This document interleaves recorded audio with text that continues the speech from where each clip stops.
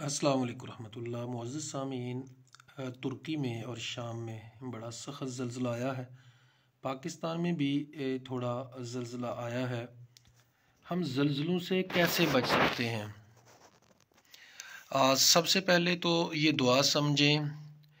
नबी करीम सल्लल्लाहु अलैहि वसल्लम जब भी कोई अज़ाब की सूरत हाल या तेज़ तूफ़ान आंधी आती तो ये दुआ पढ़ा करते, अल्लाहुम्मा ला तक़तुलना बिग़ज़बिक वला तुहलिकना बिअज़ाबिक व आफ़िना क़ब्ल ज़ालिक।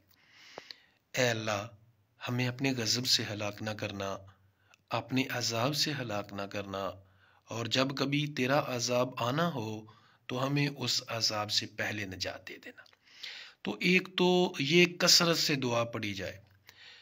दूसरा जो बहुत अहम है वो है इस्तिग़फ़ार की कसरत, क्योंकि अल्लाह ताला कुरान मजीद में फरमाते हैं वमा कान अल्लाहु मुअज़्ज़िबहुम व अंत फ़ीहिम वमा कान अल्लाहु मुअज़्ज़िबहुम व हुम यस्तग़फ़िरून। कि एक तो नबी करीम सल्लल्लाहु अलैहि वसल्लम से कहा जा रहा है कि जब तक आप इनमें हैं तो उनको अज़ाब नहीं होगा, और दूसरा अगर ये लोग इस्तिग़फ़ार करें कसरत से तो उन पर अज़ाब नहीं आएगा। तो ये दो चीज़ें इंतहाई अथेंटिक मैं आपके साथ शेयर कर रहा हूँ। एक ये दुआ, अल्लाहुम्मा ला तक़तुलना बिग़ज़बिक वला तुहलिकना बिअज़ाबिक व आफ़िना क़ब्ल ज़ालिक। हर किस्म के ज़लज़ले से बचने के लिए, हर किस्म के तेज़ आंधी तूफ़ान से बचने के लिए ये दोनों दुआओं का कसरत से विर्द करना चाहिए।